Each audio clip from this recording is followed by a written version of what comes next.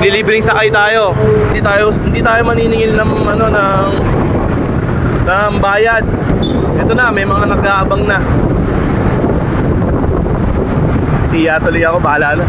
Kapal naman ang mukha natin eh. Ay, ito. Ma'am, buen dia, ma'am, oh. Libre lang, ma'am. Pauwi na ako eh, libre lang.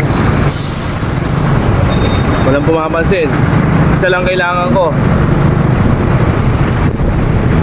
Hindi mo masama yung ginagawa natin eh. Babae lang, libre lang, hanggang LRT, libre lang. Hanggang LRT lang ako, ha.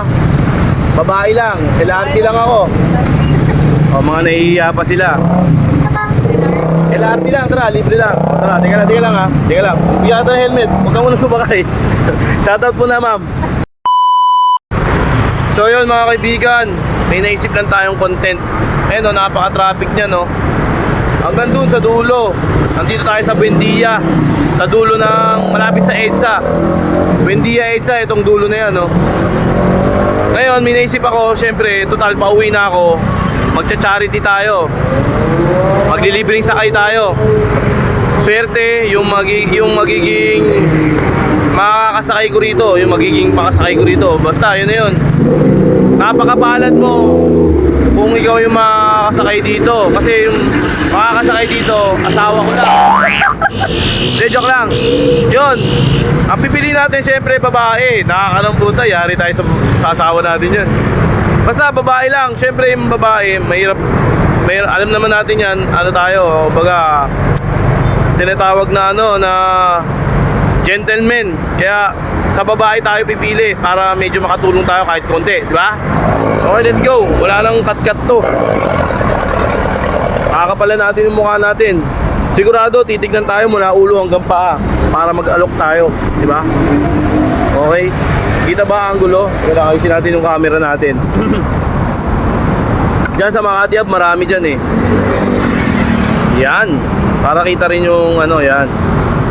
Yung pasahero. Dito ko siya kanin. Okay? Okay na. Yes! Let's G. Dito tayo. Malapit tayo sa may Paseo. Siguro dito sa Paseo, medyo konti pa yung tao dyan. Dito sigurado sa may Makati Hub, sigurado meron dyan. Meron mga nag-aabang na yan. Sobrang traffic. May mga nag-aabang na pasahero dyan. Hindi tayo mag-aabang, hindi tayo maniningil ng ng bayad. Kasi on the way naman tayo, pag gano'n naman tayo, hanggang LRT nga lang tayo.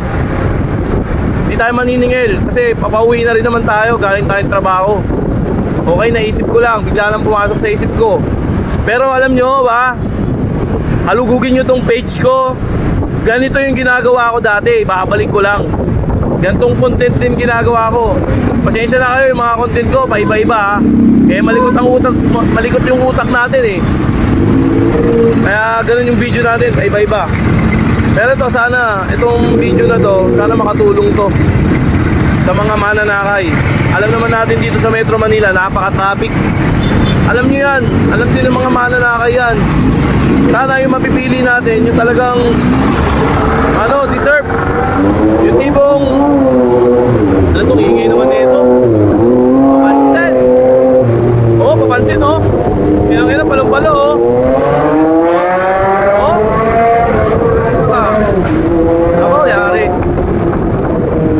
Ay, ko, ang daming kamote sa kalsada. Ito na, may mga nag-aabang na. Tiya tuloy ako, bahala na. Kapal naman ang mukha natin eh. Maganda yung nag-iisa lang. Okay. Mga babae ito. Ma'am, buen dia, ma'am. Libre lang, ma'am. Pauwi na ako eh, libre lang. Walang pumapansin. Isa lang kailangan ko. Hindi mo masama yung ginagawa natin eh. Babae lang, libre lang hanggang LRT, libre lang. Hanggang LRT lang ako ha. Babae lang, LRT lang ako. Mga nahihiya pa sila. LRT lang, tara, libre lang. Tara, teka lang ha. Teka lang. Bigyan ka ng helmet, huwag ka muna subakay. Shoutout po na, ma'am. Tiga saan ka ba?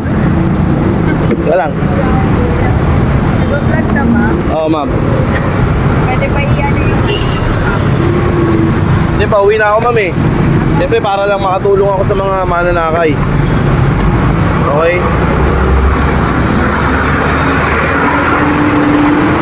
Okay, nakapagsakay tayo. Okay, ma'am. Ma'am, ano pangalan niyo? Okay lang ba mabidyoan ka? Okay lang, ma'am? Nahiya ka, ma'am. Ano pangalan niyo, ma'am? Joy. Hanggang LRT lang po ako, ma'am, ha? Alright, let's G. Hindi na tayo. Ayun, makatulong tayo. Hindi naman natin kaya magsakay dito ng 10. Isa lang.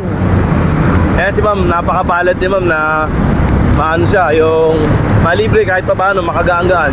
Hirap kaya mamasahe araw-araw, di ba?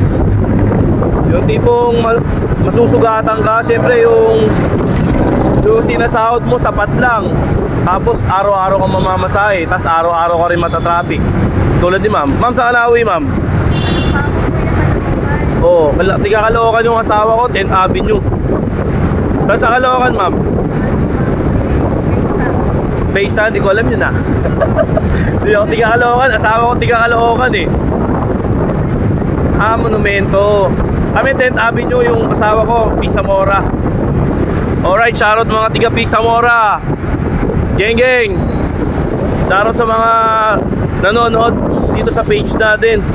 Okay, uulitin ko para makatulong lang to. O bahala kayo sa buhay nyo. Kung magpapapansin ako, nagpapasikat. Bahala kayo kung ano isipin nyo. Basta ako, gumagawa ako ng way para makatulong. Ulitin ko nga pala, lagi kong ginagawa to dati pa. Yung mga panahon na nagtatrabaho din ako dito sa Makati Hub, mga hapon, mga gantong oras din ako nag-aalok ng tulong. Siyempre makapal ang mukha natin, mag-aalok tayo. Nasa sa kanila naman yung kung i-underestimate ka eh. Ganyan ang tao. Titignan ka mula ulo hanggang paa, i-underestimate ka kung ano yung pagkatao mo, physical na anyo mo. Kasi sa panahon ngayon, maraming masama ang loob. Masama ang loob. Tama ba yung pronounce ko? Marami yung masasamang loob. Kaya hindi basta-basta magtitiwala. Sa dami na nag-i-scam ngayon. Ang hirap magtiwala. Kaya naiintindihan natin yung mga babae. Katulad dito si ma'am, babae. Alam mo, ang ganda mo pala pag tumawa ang iyong mata. Hinahabol ko ang bawat mong tingin. Hirap. Ma'am, buti pinagkatiwalaan mo yung mukha ko. Tiwala ka sa mukha na to. Kailangan na makauwi. Kailangan na, no? Buti narinig mo ako, ma'am, kasi may nauna sa'yo eh. Doon pa lang sa unang pila, nag-aalok na ako. Eh yung iba shy type. Minsan yung iba nga ayaw akong tignan eh. Nakita mo bang nagbablog ako? O hindi. Wala sa idea mo nagbablog ako.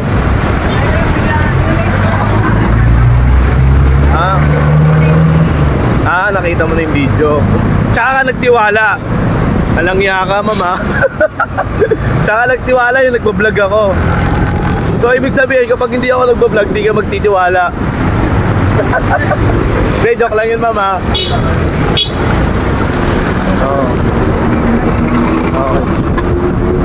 Bali mag-LRT ka na, tas monumento baba mo, no? Ayun, walang hassle yun. Doon na kita ibababa sa bandang 7-Eleven, tas maglalakad ka na lang paano. Sakto yun, pag 7-Eleven Wendy's, maglalakad ka na lang ng konti, akit ka na ng LRT.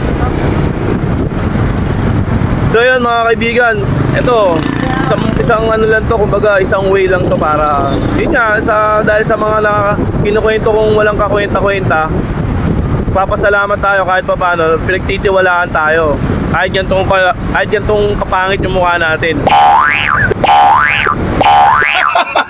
Gago!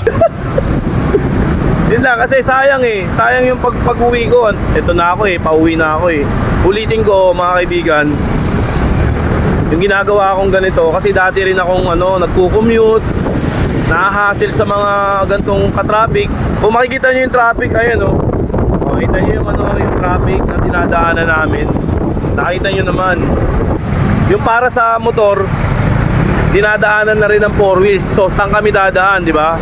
Itong linya na to, alam ko pang motor to Ewan ko ba bakit nila inaharangan. So wala kami magawa, mapapadaan talaga kami sa bike lane.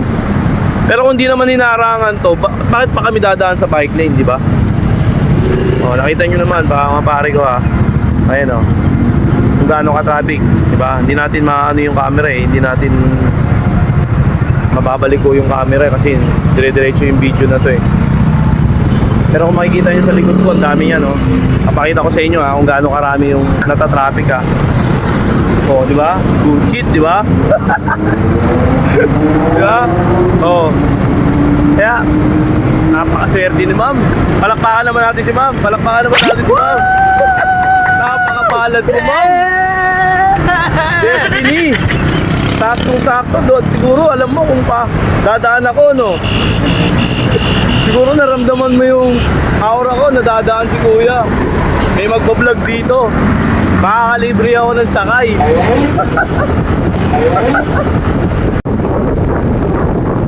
Kailangan talaga sa panahon ngayon, ma'am, kailangan pahiralin mo muna yung utak. Huwag muna yung puro puso. Kasi pag puro puso yung pahiralin mo, minsan kasi madadapa ka eh. Minsan kasi may maling taong mapupunta sa'yo pag piniral mo yung puso. Kasi minsan yung puso bulag yan eh. Yeah, di ba?